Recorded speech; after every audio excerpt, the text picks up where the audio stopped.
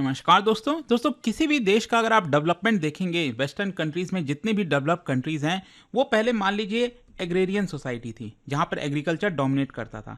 फिर उसके बाद धीरे धीरे करके वो मैन्युफैक्चरिंग में शिफ्ट हुए और फिर आगे चलकर सर्विसेज में शिफ्ट हुए। लेकिन भारत के साथ एक बड़ी समस्या ये रही कि हम एग्रेरियन से डायरेक्टली सर्विसेज की तरफ डोमिनेट करने लग गए और जो बीच का एक मैन्युफैक्चरिंग जो सेक्टर है, इंडस्ट्रियल सेक्टर, वो कहीं ना कहीं मिस हो गया और जिसकी वजह से जो जॉब्स क्रिएट होने चाहिए थे वो नहीं हो पाए। और इसीलिए आज के डेट में आप देखते रहते होंगे कि जॉब्स को लेकर काफ़ी चर्चा होती है कि भारत के अंदर हम बात करते हैं ना जॉबलेस ग्रोथ के बारे में कि ग्रोथ तो हो रही है, 7% 8% जीडीपी ग्रोथ बढ़ रही है, लेकिन जॉब्स कहाँ हैं। तो ये एक बड़ी समस्या है कि बीच का ये जो एक इंपॉर्टेंट पड़ाव था वो हमने मिस कर दिया और डायरेक्टली सर्विसेज की तरफ जंप कर गए। अब वापस से अगर आप देखोगे तो इसकी चर्चा हो रही है कि क्या भारत यहाँ पर जीडीपी में जो शेयर है मैन्युफैक्चरिंग का उसका बढ़ा सकता है। या आप देख सकते हो नीति आयोग की रिपोर्ट है recently, robust globally competitive manufacturing sector की to raise share in GDP. तो इसको थोड़ा सा हम डिटेल में समझेंगे कि क्या हमारा जो मैन्युफैक्चरिंग सेक्टर है उसका जो शेयर है जीडीपी में क्या वो 25% तक जा सकता है। कैसे ये पॉसिबल है, सरकार कौन सा नया स्कीम लाई है, क्या बड़ा प्लान है, वो सब कुछ मैं आपको बताऊंगा। चलिए आगे बढ़ते हैं, लेकिन उससे पहले आप सबको बता दूं कि अगर आप यूपीएससी 2027 की तैयारी कर रहे हैं तो इस पे बड़ा स्लैश आया है प्राइस का और आप देख सकते हो अगर आप 26 नवंबर वाले बैच को ज्वाइन करते हो तो एक्स्ट्रा डिस्काउंट आपको मिल रहा है 2027 वाले बैच के लिए, जिसमें प्रीलिम्स मेंस इंटरव्यू सब कुछ की तैयारी कराई जाती है। लिंक इसका कमेंट सेक्शन में दिया हुआ है, यूज करना है कोड अंकित लाइव मैक्सिमम डिस्काउंट के लिए। और ये फोन नंबर है, यहाँ पर आप कॉल कर सकते हैं, मेरी टीम जो है आपको अच्छे से गाइड कर देगी। चलिए शुरुआत करते हैं। सबसे पहले देखते हैं कि एग्जैक्टली सिचुएशन क्या है अभी। देखो, भारत एक एम्बिशियस जर्नी की तरफ आगे जाना चाहता है और हमारा जो मैन्युफैक्चरिंग है, जीडीपी में जो शेयर है मैन्युफैक्चरिंग का, उसको हम डबल करना चाहते हैं। अभी करेंटली अगर आप देखोगे तो करीब 13% के आसपास देखने को मिलेगा, तो कई बार 17% 18% ऐसा भी बोला जाता है। लेकिन ध्यान रखिएगा, हम स्पेसिफिकली मैन्युफैक्चरिंग की बात कर रहे हैं क्योंकि यहाँ पर कंस्ट्रक्शन इंडस्ट्रीज बहुत सारी चीज़ें आ जाती हैं जो हम सेकेंडरी सेक्टर की बात कर रहे हैं ना, तो उसमें हम वो चीज़ हम स्पेसिफिकली मैन्युफैक्चरिंग सेक्टर की बात कर रहे हैं जिसका शेयर जीडीपी के अंदर 13% है अभी, और इसको हम बढ़ाकर 25% करना चाहते हैं। तो विजन यहाँ पर बेसिकली लाया गया है क्योंकि नेशनल मैन्युफैक्चरिंग मिशन, ये सरकार पूरा स्कीम लेकर आई है, एक मिशन के तहत लाना चाहती है ताकि ग्लोबल मैन्युफैक्चरिंग हब भारत को बनाया जा सके। और ये जो मिशन है इसका दो मेन ऑब्जेक्टिव है। सबसे पहला ऑब्जेक्टिव है कि देश के अंदर लार्ज स्केल एम्प्लॉयमेंट क्रिएट किया जाए और दूसरा है कि हम एक्सपोर्ट कॉम्पिटिटिवनेस बने, मतलब सेल्फ रिलायंस तो बनना ही है लेकिन साथ ही साथ एक्सपोर्ट को बूस्ट करना है। ये दो मेन ऑब्जेक्टिव के तहत सरकार ये मिशन लेकर आई है। अच्छा, करंट सिनारियो क्या है, मैंने आपको पहले ही बताया कि भारत का मैन्युफैक्चरिंग शेयर जीडीपी में ये पिछले 1-2 दशक से अगर आप देखोगे तो 13 से 14% के आसपास बना हुआ है, स्टैग्नेट हो गया है, हम उसको बढ़ा ही नहीं पा रहे हैं। और यहां पर दुनिया में ग्लोबल मैन्युफैक्चरिंग आउटपुट में अगर आप देखिए तो भारत का कंट्रीब्यूशन सिर्फ 2.9% है और आप सोच के देखिए चाइना का कंट्रीब्यूशन 31% से ज़्यादा है। नाउ जस्ट इमेजिन, दुनिया में जितना भी मैन्युफैक्चरिंग आउटपुट होता है उसमें चाइना 31% से ज़्यादा कंट्रीब्यूट करता है, उसके मुकाबले भारत तो कहीं भी नहीं है, हम बहुत पीछे हैं।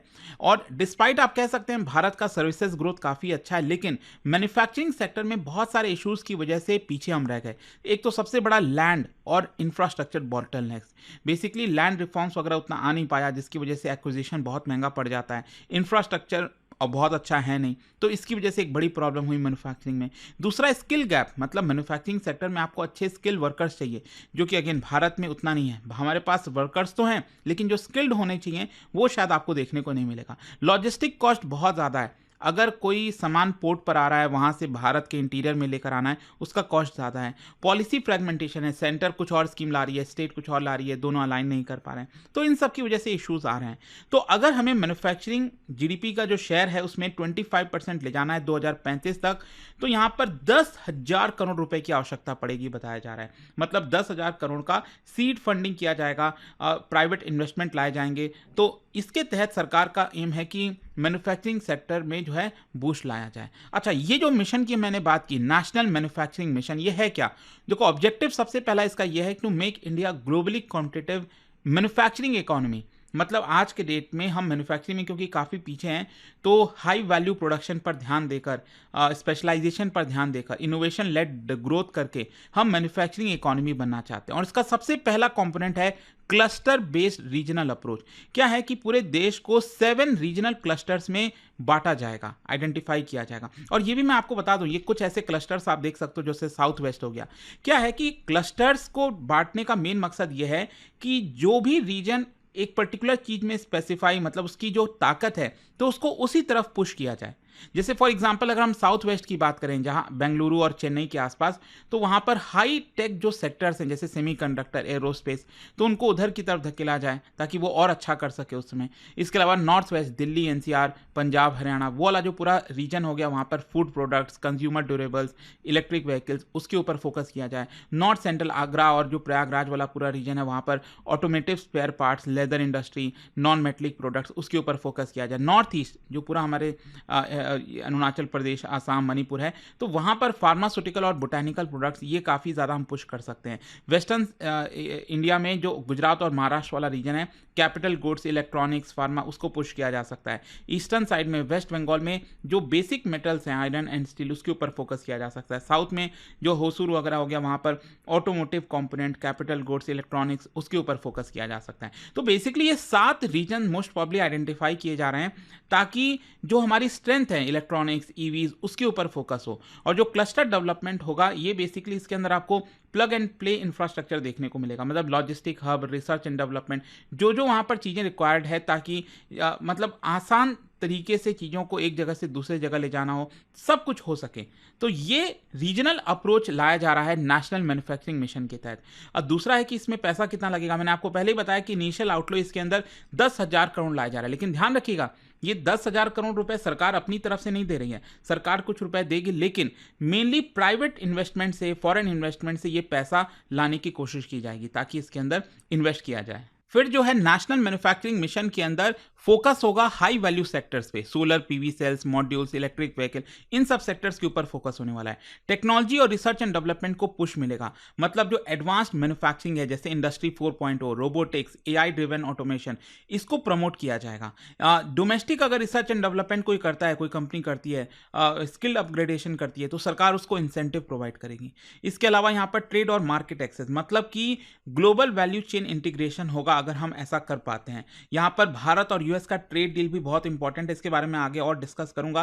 लेकिन अल्टीमेटली यह है कि जो इंपोर्ट डिपेंडेंस वाले क्रिटिकल सेक्टर्स हैं उसमें भारत एंटर करना चाहते हैं ताकि हम आत्मनिर्भर बन सकें। जो हम इंपोर्ट पर अभी डिपेंडेंट है उससे थोड़ा सा हटकर खुद मैन्युफैक्चर करना चाहते हैं। इनफैक्ट मैं आपको बता दूं, इसी साल जो बजट आया था 2025-26 का, इसमें सरकार ने पहली बार जो नेशनल मैन्युफैक्चरिंग मिशन है इसके बारे में अनाउंस किया और कुछ 100 करोड़ का एलोकेशन किया था बजट से। लेकिन जैसा मैंने आपको बताया, मेन तो सारा बजट जो है वो प्राइवेट और फॉरेन इन्वेस्टमेंट से आना है। अच्छा, क्वेश्चन यहां पर यह भी है कि मैन्युफैक्चरिंग ही क्यों, ये इतना मायने क्यों रखता है। देखो, मैन्युफैक्चरिंग मैंने आपको स्टार्टिंग में भी बोला था, भारत इसको मिस किया है, इसी की वजह से यहां पर जॉब्स नहीं हो पाए हैं। यहां पर मैन्युफैक्चरिंग क्या होता है, high quality non farm jobs create करता है, भारत का जो यूथ वर्कफोर्स है उसको एब्जॉर्ब कर सकता है। दूसरा, यहां पर प्रोडक्टिविटी गेन होती है, टेक्नोलॉजिकल स्पिलओवर, और ज़्यादा टेक्नोलॉजी हमारे देश में आएगी अगर हम मैन्युफैक्चरिंग पर फोकस करेंगे। एक्सपोर्ट पावर मिलता है हमें, मतलब जितना ज़्यादा मैन्युफैक्चरिंग करोगे आप उतना कॉम्पिटिटिव बनोगे और एक्सपोर्ट कर पाओगे गुड्स को, जिसकी वजह से फॉरेन एक्सचेंज स्टेबिलिटी, भारत का ट्रेड बैलेंस, सब कुछ अच्छा होने लग जाएगा। इसके अलावा स्ट्रैटेजिक रेजिलियंस, मतलब कि जो हमारी डिपेंडेंसी है चाइना के ऊपर स्पेशली, वो यहां पर कम हो सकती है। इसीलिए मैन्युफैक्चरिंग इतना ज्यादा मायने रखता है। लेकिन क्या इतना आसान होने वाला है? क्या ये पूरा जो मिशन है सरकार का इतने आसानी से हो जाएगा? नहीं, बहुत सारे चैलेंजेस हैं। सबसे पहला, and let me tell you, सबसे इंपॉर्टेंट जो चैलेंज है वो है लैंड। जी हाँ, आपको याद दिला दूं, 2014-15 के बाद जब जो पीएम मोदी की पहली जो सरकार थी उस समय, एनडीए की सरकार, तो उस समय आपको याद होगा सरकार लैंड रिफॉर्म बिल लेकर आई थी, जिसको लेकर बहुत हंगामा हुआ, बहुत प्रदर्शन हुआ, अल्टीमेटली सरकार को वापस लेना पड़ गया। तो क्या है ना कि लैंड एक्विजिशन हमारे देश में बहुत ज़्यादा कॉम्प्लेक्स है, काफ़ी पॉलिटिकल मुद्दा भी हो जाता है, जिसकी वजह से कॉस्ट काफ़ी हाई है। अब लैंड ही अगर, क्योंकि कोई भी मैन्युफैक्चरिंग प्लांट बनेगी ऐसा तो है नहीं कि हवा में बन जाएगा, उसको लैंड की तो ज़रूरत है ही है, और लैंड अगर रिफॉर्म हम नहीं लेकर आए तो ये पूरा मिशन फेल हो सकता है। तो सबसे इंपॉर्टेंट इस पूरे चीज के अंदर इंपॉर्टेंट होगा वो है लैंड एंड क्लियरेंसेस। क्या सरकार इसके अंदर रिफॉर्म ला सकती है? दूसरा, इंफ्रास्ट्रक्चर एंड लॉजिस्टिक। देखो, आज भी हमारे देश का जो लॉजिस्टिक कॉस्ट है वो 13 to 14% ऑफ जीडीपी है, विच इज वेरी हाई। इसको हमें सिंगल डिजिट में लेकर आना है। मतलब सामान एक जगह से दूसरी जगह ले जाएं तो उसका कॉस्ट कम होना चाहिए। अभी भी हम ट्रकों पर और इस तरह से ज़्यादा सामान ले जा रहे हैं जिसका कॉस्ट ऑब्वियस सी बात है ज़्यादा आएगा। रोड इंफ्रास्ट्रक्चर और बेटर करने की जरूरत है। इसके अलावा स्किल्ड वर्कफोर्स, देखो हाई वैल्यू मैन्युफैक्चरिंग में आपको स्किल्ड वर्कफोर्स चाहिए, जो कि भारत में इसकी शॉर्टेजेस है। हमने बच्चों को, स्टूडेंट्स को डिग्रियां तो दे दी हैं, लेकिन उसके अंदर स्किल्ड है कि नहीं ये पता नहीं। इसके अलावा फाइनेंसिंग कंस्ट्रेंट भी बहुत ज़्यादा है। देखो 10,000 करोड़ रुपए जुटाना इतना आसान नहीं होगा। रेगुलेटरी कम्प्लेक्सिटी भी है, लेबर लॉज, बहुत सारे नॉर्म्स वगैरह हैं। स्पेशली जो MSMEs हैं उनको बहुत इशू फेस करना पड़ता है। इसके अलावा ट्रेड अनसर्टेनिटी, मान लो कल के डेट में ट्रम्प टैरिफ लगा दें, ये कर दें, तो मैन्युफैक्चरिंग करके हम करेंगे क्या जब हम एक्सपोर्ट नहीं कर पाएंगे। एनवायरमेंटल कंप्लायंस वगैरह भी लाना होता है। तो ये कुछ चैलेंजेस हैं जो निपटना होगा। अच्छा, क्वेश्चन ये है कि क्या हम 25% GDP अचीव कर पाएंगे? देखो अगर हम बहुत ऑप्टिमिस्टिक हुए, सरकार बहुत तेजी से रिफॉर्म लेकर आई, प्राइवेट कैपिटल एक्सपेंडिचर और ज़्यादा मजबूत हो गया, ट्रेड एक्सेस मिल गया, लॉजिस्टिक एफिशिएंसी हो गई, बहुत एम्बिशियस अगर हम हो गए ना, तब तो ये पॉसिबल हो पाएगा। लेकिन हाँ, यहाँ पर अगर हम मॉडरेट होकर चलें, कुछ रिफॉर्म सरकार ला रही है, कुछ नहीं ला पा रही है, थोड़ा बहुत भी, तो भी हम 21% ऑफ GDP पर जा सकते हैं। लेकिन हाँ, अगर पॉलिसी बहुत डिले हो रहा है, प्रोटेक्शनिज्म, तो 16-17% से फिर ऊपर जाना बहुत मुश्किल हो जाएगा। तो 25% पॉसिबल तो है, लेकिन again state level coordination, export access improve होना चाहिए, बहुत डीप रिफॉर्म आने चाहिए, देन ओनली इट्स पॉसिबल। अच्छा, यहाँ पर इंडिया US ट्रेड रिलेशंस का क्या रोल है? देखो क्या है ना कि सबसे ज़्यादा हम एक्सपोर्ट कहाँ पर करते हैं? US को ही करते हैं। और रिसेंटली आप जिस तरह से देख रहे होगे, टैरिफ लगा देना भारत के ऊपर, ट्रम्प के साथ चीज़ें खराब होना, तो इसकी वजह से ऑब्वियस सी बात है भारत का एक्सपोर्ट इम्पैक्ट होगा। And that is why it's very important कि भारत और US का जो ट्रेड रिलेशन है वो बेटर हो। अगर अच्छी डील हो जाती है तब तो भारत के लिए शायद फायदा हो सकता है, और ये जो पूरा मिशन है इसको एक बड़ा पुश मिल सकता है। तो लेट्स ये इधर होता है कि नहीं, लेकिन कंक्लूजन यही निकलता है कि जो नेशनल मैन्युफैक्चरिंग मिशन है, it represents one of India's most significant industrial policy पिछले कुछ दशकों में।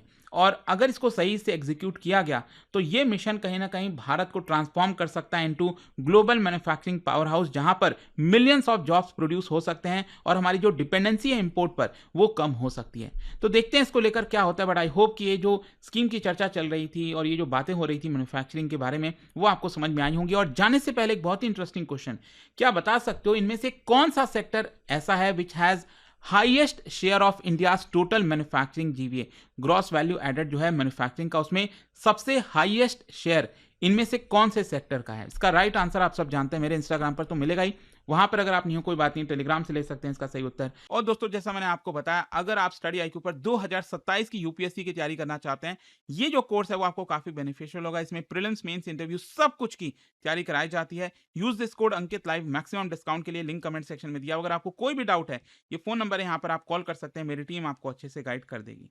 दोस्तों UPSC 2027 foundation batch officially start हो चुका है उन एस्पिरेंट्स के लिए जो 2027 अटेम्प्ट को टारगेट कर रहे हैं। यह बैच आपको 0 से लेकर एडवांस लेवल तक प्रीलिम्स, मेंस और इंटरव्यू हर स्टेज पर कंप्लीट क्लैरिटी देता है। इस बैच में आपको मिलता है टॉप फैकल्टीज का full guidance, 1-on-1 personal mentorship, complete test series और साथ ही प्रीलिम्स क्लियर करने पर full fee refund. Monthly toppers को मिलता है 11,000 रुपीज का कैश रिवॉर्ड। अब बात करते हैं प्राइस की। UPSC 2027 long term foundation batch सिर्फ 18,999 से अवेलेबल है। सीट्स लिमिटेड हैं, तो स्टडी IQ ऐप खोलो, सर्च करो UPSC 2027 बैच और कोड यूज करो अंकित लाइव, ANKITLIVE। और अगर अभी भी आपको कोई डाउट हो तो इस नंबर पर कॉल करिए 0924 002329 स्टडी IQ IAS, आपका सिलेक्शन हमारा मिशन।